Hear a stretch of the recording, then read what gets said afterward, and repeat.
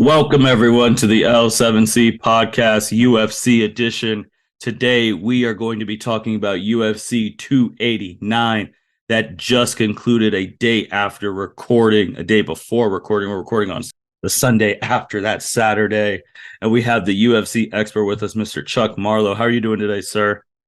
I'm doing fantastic. A great night of fight. Just can't be any more happier than that. Chuck, let's get right into it. We talked about a couple podcasts ago how UFC 289 was a big one because this was going to be Amanda Nunes in the main event, and we haven't seen her fight in a while. So her being the overall main event was dope. And then Chuck, let's go from the bottom of the main card up. But before we go through the main card, was there anything on the prelims you saw that hyped your interest, that mean like, oh, this person's going to be fighting on the main card one day? Really, out of all of them, I'd say okay. So this one, I think it caught my eye just because I expected more from Miranda Maverick and for Jasmine to come out there in that fight and just I wouldn't say she manhandled her, but like she walked through her like there was no problem. It was a unanimous decision for a reason against Miranda Maverick, who was on the rise. So for her to get kind of stopped in her tracks on her ascension pretty much in the UFC, see how she bounced back to try and get back onto a main card, and also see where Jasmine can go with that. The Canadians were on bye yesterday. They were 7-0 or 6-0, I believe. I say 7-0 because we count Charles Oliveira as an honorary Canadian, the way the crowd loves him there. But that one caught me. And then Nasruddin Imavov, that was another one that we'll definitely see him on. I know we didn't get to see a full fight of him, the whole 100%, but we saw about 8 minutes worth of him. So that's about half of the time of a UFC fight, which is good enough. And him versus Chris Curtis was very good. It was a shame that it was a no contest, and that's how it had to end, with a cut. Curtis is a dog. He wanted to continue to fight. It's just a shame. It was a big gash, accidental headbutt. It happens. But I would love to see Nasruddin Imavov rise in that middleweight division to see if he can contest some of those people. Gotcha. And spoilers, like Chuck said, if a Canadian was on a card, they'd won, because Chuck did the thing. They were an astounding 7-0 the whole night. Yes, sir. Canadians did not lose. Something was definitely in the water, because you start with Mark and Anders, and Chuck, that match, Mark won. They had it on Fight of the Night of UFC 289 on the UFC website, but there's a lot of fight. They had this fight as a night. What did you think of that match? What were your thoughts on that? So, I mean, all right, I don't want to critique the judges. I hate critiquing judges. I don't know. I had it scored a little bit differently. I didn't have it 30-27 for sure. I had it 29-28 Anders, but I can see how you can get 29-28 Barrialt as well. So I was judging kind of from like a both standpoint, and I can see how you can kind of. I thought maybe it was going to be like a split decision or like something like that, but a unanimous 30-27 for Marc-Andre Barrialt. First and second round, he was pretty. First round, he got pretty gassed, and he kept doing all those explosive combinations. And I was like, all right, he's gassed out. And then Anders also caught him a few times, got him in some dangerous positions. So I'm like, all right, he's winning some of those rounds because he's just putting them in more dangerous positions and he's catching them better. And I mean, I know he had the one knockdown. Mark had the one knockdown, and I think that might have swung the things for him a little bit better. But I kind of thought that Anders was doing a little bit better than what the judges made it seem to be. A 30-27 is not how I had it. But I commend Mark. And, I mean, you're in Canada, so I don't think the judges really wanted to go out after scoring this the wrong way and then get pelted by a bunch of Canadians and poutine. Chuck, how do you, when you're doing it, again, I say this a million times and I'll always say it, if you can't watch the fights, just follow Chuck on Twitter. He's given play-by-play of every fight night. How do you score? Like, how are you scoring these fights? Like, what rubric do you use? Do you use their rubric? Do you use your own? Like, how are you scoring? See, the thing that sucks for a fan just scoring, is you have a little bit of biasness in some type of way, and you're also not seeing what they're seeing because they're there live, and they're catching things that we're not catching at home. And like if you play, like if I go back and I play back this fight and I actually pay attention and break it down a little bit better, there's things that I probably definitely miss. Um, just because if you're a fan at home, you're distracted, you have other things going on, so you might pay attention to something else for a second, like you might pull your eyes or something. You might have missed one punch or something that might have actually scored something entirely different.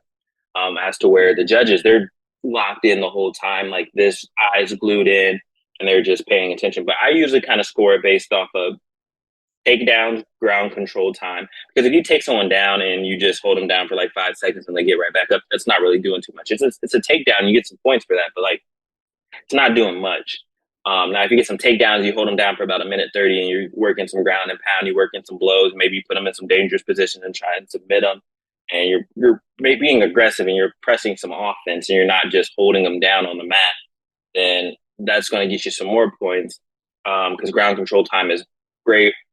And then striking is a big one. So how good are your strikes? Are you just pointing him up where you're just jabbing, you're touching them, and you're like getting a little bit tit for tat, and you're kind of like tapping them, and like those ones aren't really big points, but like now, are you hitting them and you stunning them? Are you kind of stopping them in their tracks? Are you messing up their rhythm? Are you stopping them in their flow? Are you making them reset and rethink about what they're doing with their game plan? There's different things like that that you kind of can analyze, and then that kind of goes heavy into the scoring, and then just overall who's pressing the charge more. If you look like you're the aggressor in the fight and you're constantly pushing towards the fighter and you're constantly pushing the pace and you're initiating all the contact, that's going to look good for the judges because you're constantly going forward rather than being on your back foot and fighting a little bit scared. Now, the only time that might be different is if you're fighting against a counter striker who does better off their back foot, who might be able to like catch you off guard, like an Israel Adesanya, where he wants you to kind of press him, and he's gonna wait for you to make a mistake, and he's gonna catch you. Gotcha. Now, are you just doing this in your head, or do you get super technical and have a pen and paper next to you? Like, I just do it pretty much in my head. Now, if I was doing it pen and paper, it'd probably be better judging overall. It's more just watching the whole fight, seeing where the momentum is carrying for that round, seeing who has a little bit more momentum going for that round. And I think just because sometimes the crowd plays a factor, and I know that the louder the reaction from the crowd makes it look like something's happening a lot better than what it actually is happening in real time. So like say Mark Barrial hit Eric Anders with a jab and it kind of maybe like had him go, oh, okay. The crowd's going to react a lot louder than if Anders throws a jab and does the same thing because they're rooting for Barrial. So sometimes that actually plays into a factor for judges, and that can actually persuade their vote a little bit more. wow, that's great. Great insight. Where do both of these fighters, where do they go from here? They're both kind of older fighters. I think Anders is like 35 and Barrial is like 31, 33. They're just kind of fighters. You really don't know. They could go up from here.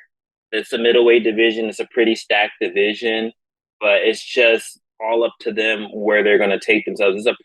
They have to start getting against some higher ranked fighters in the top 15. So they need some fighters with the ranking next to their name. And they're going to have to be able to beat those people in order to move up. So if they're just beating people with no ranks next to their name and older fighters, they're just going to stay pretty much in the UFC, just being on main cards for certain events or prelims and just being fighters that are just out there fighting and holding on to the dream of being in the UFC. Maybe if they can get on a title run, but it's highly unlikely, in my opinion. Fair enough. Let's move up. Again, spoiler, Canadian wins. Mike versus Adam. This was in 2 rounds by submission. Mike was the favorite. I'm sorry. How did you feel about this fight? Did you score it similar to the people scoring it? What were your thoughts? Well, yeah, I had Mike Malott up and going into the second round. He was just pushing the pace. when he first initially came out, he threw that kick straight into like it was like right here in like the sternum, lower rib cage area. And it was a nice liver kick, and he hit Adam pretty hard, and you can tell because the way he just reacted, he like tensed up, and he was just like he felt the pain that where the kick landed, and then he kept throwing a few more of those, and then he got it right underneath the rib, right into the liver. And those body kicks definitely started taking a toll on Adam, slowed him in his pace, really made him really rethink the way he was attacking. And Mike was just pushing the pace and the tempo. He was leading all the exchanges, so he was going out, throwing the first punches, throwing his combos. He was working his pace. He was at home in Canada, the last Canadian fighter to fight. There's actually five Canadian fighters that fought total, so they were 5-0 on the night. If you want to count Charles, they were 6-0. He was pushing his pace. He was just constantly going after him, and he was just getting his combinations off. I don't think Adam was just a step behind every single blow. Couldn't really get anything set up or a game plan going, and then he hit him, stunned him, got him down, and then once he got him down, he just got on top. He did what he needed to do, and he sunk in that guillotine. And it was that Uriah Faber America Top Team guillotine and sunk that thing in. It was tight. Adam wasn't getting out of that thing. He tried to get out. He sunk his legs in, locked it up, and he choked him out. And Adam tapped, and there's nothing you can do from there. Awesome. Where do they go from here? Two younger fighters in that welterweight division. Um, Look for them to try and get some rankings next to their name. They're going to try and go against like a ranked fighter. So Mike will probably go up and try and get a ranked fighter, and he's going to try and go up. He's carrying that wave. He was in Canada. He was the last Canadian fighter to fight. He got the crowd hyped up after he won. He did a great performance on the mic. He needed to do what he did what he needed to do on the mic, and got the fans pushing him and backing him. So he has a little momentum and a bigger fan base. So now that he can go and fight a ranked fighter and maybe potentially keep his rise up as a younger fighter, Adam's just going to revisit the game plan and the drawing board, and he's going to reevaluate. Come out against another fighter, kind of like Mike, someone on the rise, maybe just like him, and then he's just going to see if he can carry his way back up, going for a title fight. Then you got Olivia Vera versus Beneil. I mean, everyone heard this one, the KO TKO by Charles, and he came in as the underdog at plus 125. Chuck, what did you think of this fight? Your thoughts, and how did you and where did you see this knockout coming? I saw the knockout coming. I mean, Charles has knockout power. I thought it might have been submission. Charles is 0-4 in Canada. Canadian fans love him. I wouldn't say necessarily 0-4. One was like a no contest, and then there's a few other things with his fights in Canada. But the Canadian crowd loves Charles. Shout out to Charles Oliveira. 20 finishes in the UFC. First person ever to have 20 finishes in the UFC. Man is a walking legend. They had him coming in as, like you said, a plus 125 underdog against Dariush. I understand the hype behind Dariush. I understand what the appeal is, the knockouts, the way he carries himself, and just the fact that he's just been fighting all these people, not worrying about his title shot. It just comes to him when it comes to him. But like Islam Makhachev said last night after Charles won, there's levels to this game. And Charles, as he would say, is still the champ. Charles he wants that shot against Islam again. He wants it again. He wants to get that belt back. And he was a man on a mission last night, and he just showed why he needs to go back against Islam. He said, look, the Beneil's been taking everybody out.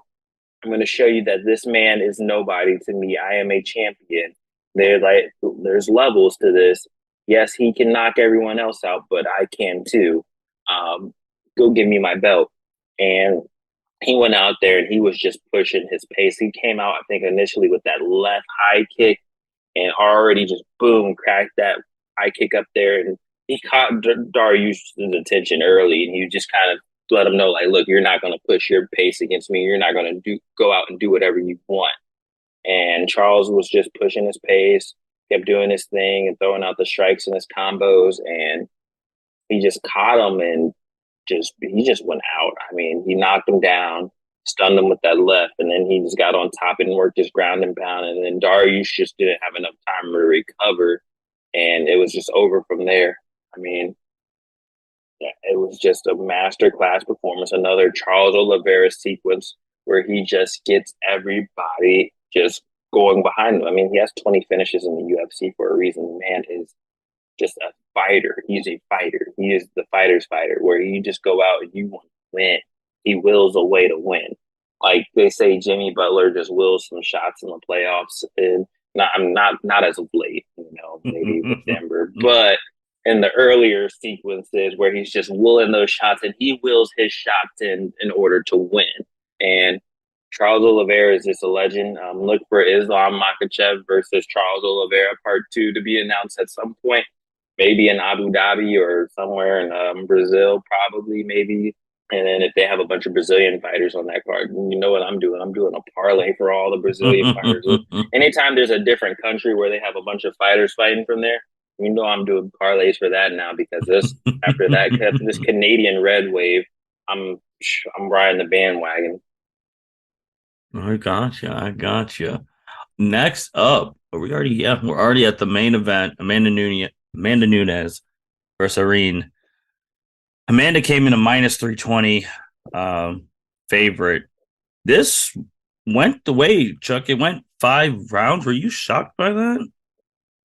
This is the thing with Amanda. I'm not shocked, because Amanda has said this before. If she has the opportunity, she's just going to practice her striking. She's going to practice her moves, and she's going to just kind of go out there and do her thing. Like, this is like how if you're playing basketball, like say you go out there and you're playing against somebody who's like somewhat similar in age, but like they're not anywhere near on your level. Mm-hmm.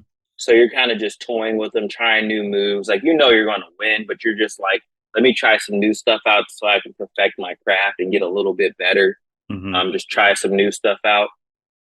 That's pretty much what she's doing. She's like, let me just try some new stuff out. Let me play around real quick and see kind of what I can do.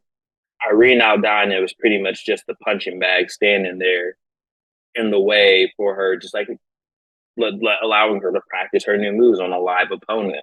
I mean, it was a sparring match for 5 rounds. I think they had the final scoring like 50, 40, 50, 30. I don't know. I can't remember what the final judge scoring was. I need to take a look at that. But I think it was like 50-43 or 50-44 or something. I had it like pretty low around that range, like 50-43. There was a lot of 10-8 rounds in there where I'm just like, what are you doing? She just didn't put any output. You would think for someone trying to win a belt, you would go out there and swing. But this is what happens when people fight Amanda Nunes. They go up there and they're just awestruck. I don't know if it's like they're a deer in headlights. They just get stuck and they're just like, what do I do? I'm scared. I don't want to swing. Like I don't want to get knocked out. Like I don't know if it's a fear factor or what it is that's so intimidating.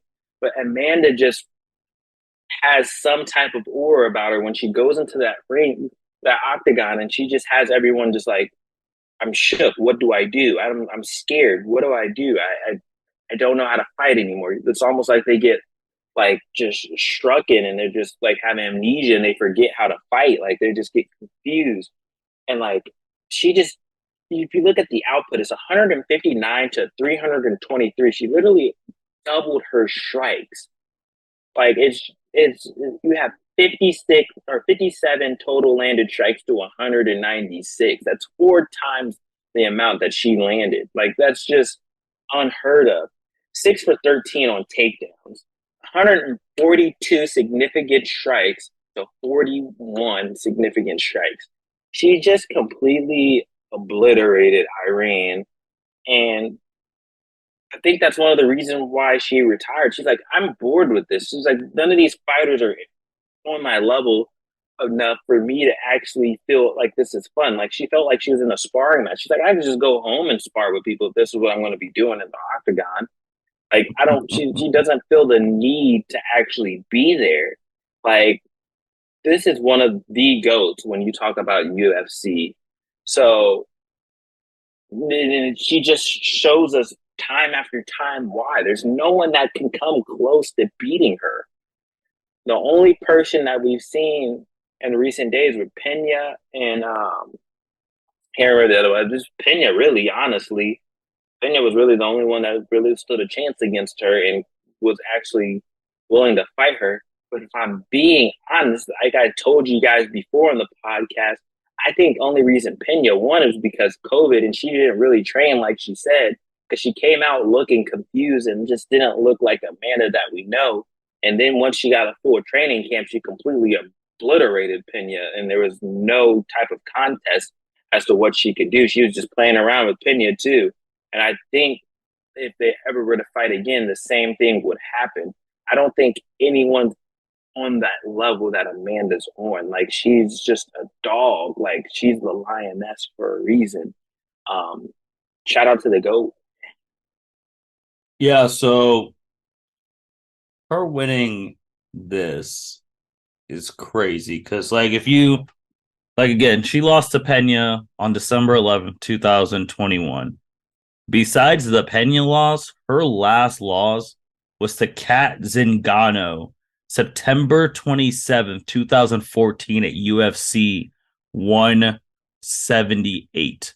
That was UFC one. If you take away Pena, her last loss was UFC 178, and this is her main eventing 289. Yeah, that was like the 1 year after her debut. So she's still a rookie and she's still young into the game. So you can just give her a look. Like people would give her a slack for that. They're not even really gonna because you're going against Kat Zingano, who's a UFC legend in herself and a lot like more experienced fighter than she was at that time. And she has wins. Nunes has wins over Misha Tate, Ronda Rousey, Chris Cyborg, Holly Holm, obviously Pena. Like she's beaten a who's who almost of women to step foot in the UFC. And I know we brought this up when we talked about Khabib's like list of goats. He didn't have any women on there, and it's like you gotta throw Nunes like in that discussion. I'm not saying she's the greatest fighter in UFC, but she's in the discussion. I blame it on Dagestan, the Dagestanian in them. Mm-hmm. I mean, like you said, if you look at her resume, she and the thing is, she's beat Shevchenko. You got to think about how hard it is for people to beat Shevchenko. She's beat Shevchenko twice, Mm-hmm. no problems. Like she just ultimately just walked her like it was nothing. Dog walked her. Rousey, she knocked Rousey out in 48 seconds. Yep. Like nothing. Like it's nothing. Shevchenko ultimately dominated her. Raquel Pennington, who's the number 2 fighter right now in that weight class, walked her like it was nothing. KO in round 5, and she walked her pretty much all the other rounds. Chris Cyborg, who everybody was like, "Oh my gosh, Chris Cyborg!" Like she's the only person who's going to be able to beat Amanda. Knocked her out in round 1. Now sent her to a whole nother league. Like Holly Holmes knocked her out. Holly Holmes, who was one of the top people after beating Ronda Rousey. Mm-hmm. Like she's just there's always someone new too. Like Megan Anderson came out. They're like, oh, she's built like someone like Amanda. She's taller fighter. This, that, the other. Walked her like it was nothing. Round 1 submission. Like Pena, and Pena is the only person you can ever say, and that was after COVID. And like she said, she didn't get a training camp, and she didn't look like herself. And I still don't think she was at her fullest. And she made a mistake and she just looked confused out there and discombobulated and tried to go out into a dogfight and she lost. I mean, I'm not one to make excuses, but I think in that case is where we give her an excuse because COVID messed up a lot of people at that time, messed with cardio, different things, didn't get full training camp. She's like, let's just go fight and do it. I think I can just do it with no training. She couldn't. Got a training camp in, dog walked her. Hey, there's nothing more to say on Amanda Nunes, her retiring double champ for life. Now, my question, age old thing, Chuck. Is she really retiring because she's bored, or is this going to be she's going to retire Dana's gonna be like, "Hey, I need you to come back. I'll give you more money." Song and dance. We've seen a lot. I don't know. I think she really retires. If you think about that weight class, bantamweight, there's really nobody in that weight class who can fight Amanda. Pena, she walked through her. Pennington walked through her. Home walked through her. Irene Aldana, who she just fought, walked through her. And then you look at the rest of that list, none of those fighters are up in those rankings for a reason. And so she would definitely dog walk them without a problem. One thing that I think would interest me, Zhang Weili, if she put on some like weight, went up a division, I'd like to see that fight. That's a fight I'd like to see. I also need to see a little bit more from Zhang Weili, and I need to see her fight a little bit more, get some more experience, like how Amanda has. But I think that'd be a good fight because just the build of Zhang versus Amanda, that's a fight maybe potentially she would ever come back for. I don't know why in my head that's something that I think I just want. So I'm telling myself this is something the UFC would want somewhere down the line. But who knows? I think she actually just wants to hang out with her family and just support her wife now, and also just take care of her kids. She's done a lot. She's had fun. She's done what she needed to do. She cemented her legacy a long time ago as a GOAT, and she's not. I just don't feel like there's really much for her to show or do. She's just walking through people like there's no problem. So what's the point of having to go and prove your? What do you have to prove? You don't have to prove anything. I agree. I agree, and salute to a heck of a career. And like I said before, we started this when we were just talking in our little group message. That's a huge hole to fill because the best woman fighter in the game is gone. Not just best woman fighter, one of the best fighters in the game is gone. And it's who's going to take the belts now, Chuck? Like that's two belts up for grabs. So most likely, what they'll do is for the featherweight, they'll probably find like one and two, make those two fight. As far as bantamweight, they'll probably put Pena versus. Let me think, who's worthy? I think Pena versus Pennington, Raquel. That's probably what they'll do. One versus two for the belt, no fight. And from being honest, Pena probably will win.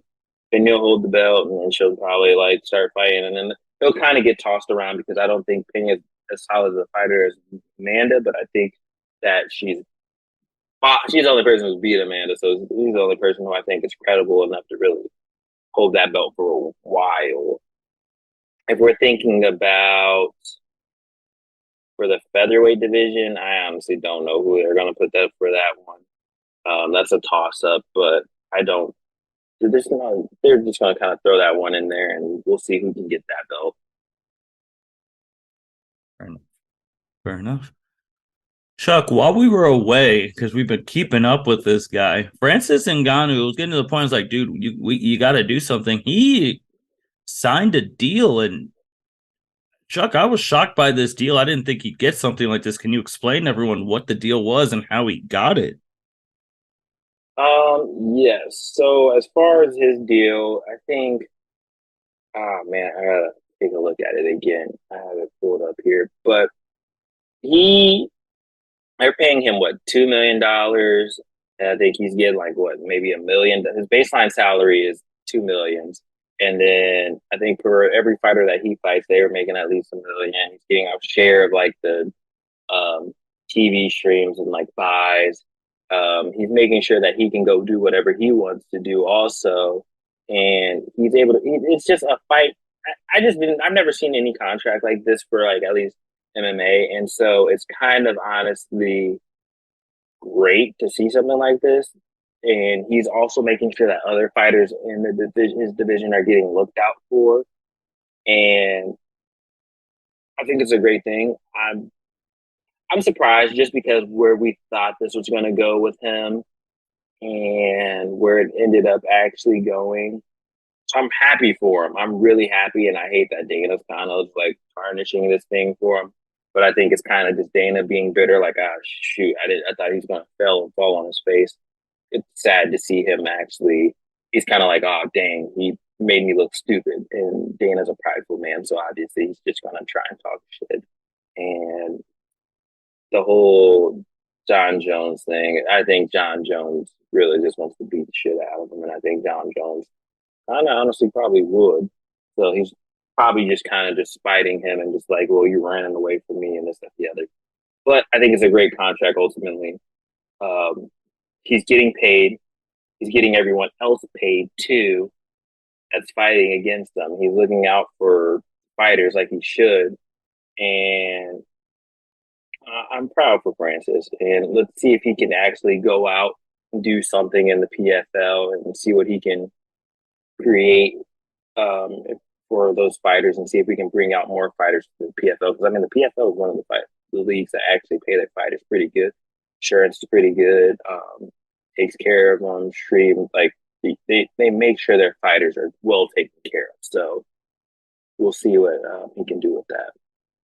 Also, while we were gone, Conor McGregor's Notorious documentary has come up. It shows this fight against Khabib and how all the thing going back and forth and things of that. But Chuck, you really see how when he lost that fight, you see how that affected him. He was down bad.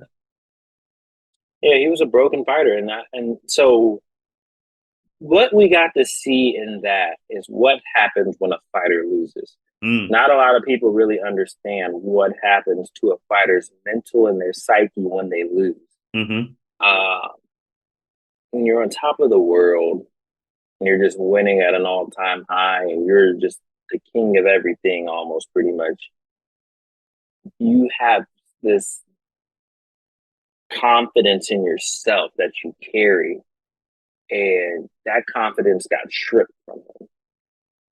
Like he Khabib ultimately took that confidence away from him. That it humbled him. That's pretty much how like you when you have someone who's cocky and just walks around and they're just able to just like I'm the king of this, I'm the king of that, I'm the shit, like fuck everybody else. Everything is beneath me. And that's just because you've won so much and you've beat so many people and you've defied all the odds to get to where you are. And to have that stripped away makes you really go back and reevaluate everything about yourself. And that's what happened. That's what he kind of showed. He showed his high, that he was at his high, and then he hit his lows. And then after that, it was just repeated lows because he just couldn't get back to where he was. And now everything's just kind of, it's a psyche game. It's really what it is. It's a psyche. And if you can't get back in that psyche that you're the man and that you're the it factor and that you're the king of everything, then it kind of messes with you. And it was kind of cool to see into the background of it. I think they could have did a better job maybe going into the rise, showing the rise. I know they showed it before in the other documentary. And I think it was good, but I think that it could have been better. Okay. If it was a limited series, they could have did 10 episodes, maybe put some other extra stuff in there, and then documented the rise, and then show the fall, and then whatever else is to happen in the future. And then Michael Chandler coming up. Do you like showing that losing side? I think that's a big point because we never really think about what that other camp is doing once they both do their walks back. Like you have the winner get interviewed most of the time and hands up all that, but we never see like that losing camp, especially for a big star. We rarely ever see that.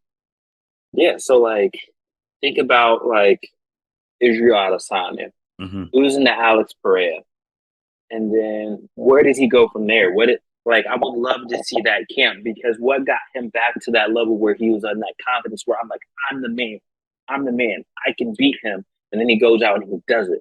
So it's just kind of like I wish we could get more and see more of how those fighters. Because what you just see is when they're winning, when they're at their high. You see some videos, short clips of them in their training camps, like, oh yes, this, that, the other.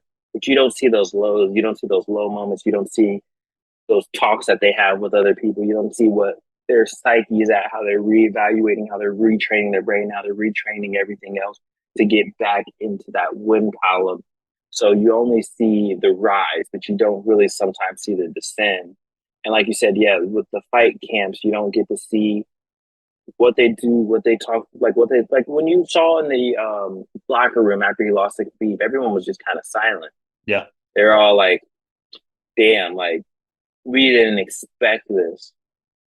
Like everyone was just silent, and then you had that whole aftermath of people fighting and stuff too. He's just sitting there, just it was an explosive moment, and it was just a very emotionally raw moment where you're just like, "Damn!" Like everything just hit at once, and you're just like, "Damn." So it's good. It was good to see that.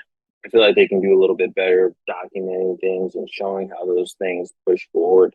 But it was ultimately good to see, and I would like to see that for some more fighters coming out. I want to see I need a John Jones documentary. I want the ups and downs of that career. Oh my gosh, hearing the backstory of all that stuff, and they just had a camera around this man all the time. I'm sure that'll come. There's reasons there's no camera.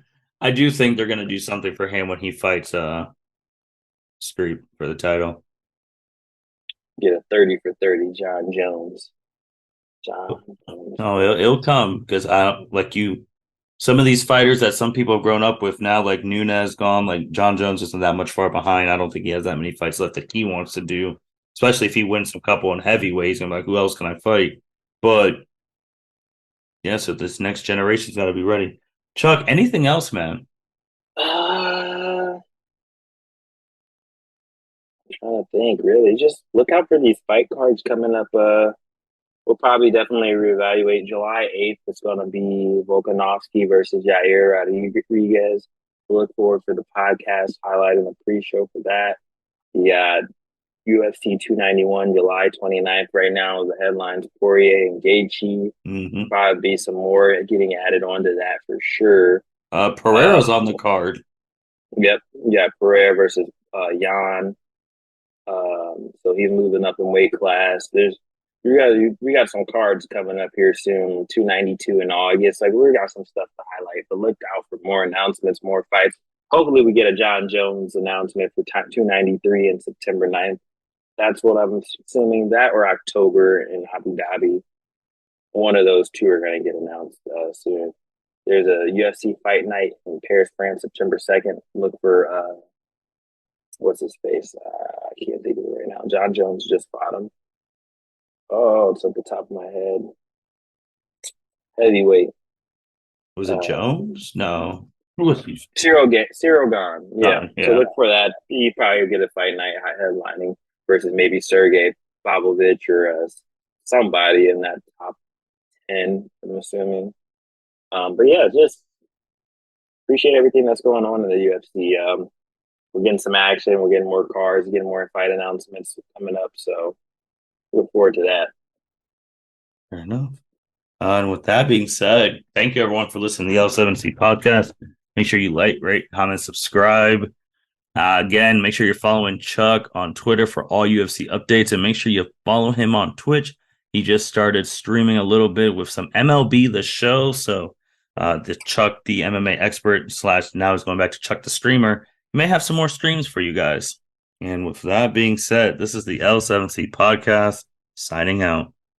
Thank you for listening to this episode of the L7C podcast. Be sure to like, rate, review, and subscribe to the channel. Follow us on all social media platforms, and we'll be talking to you guys soon. Take care.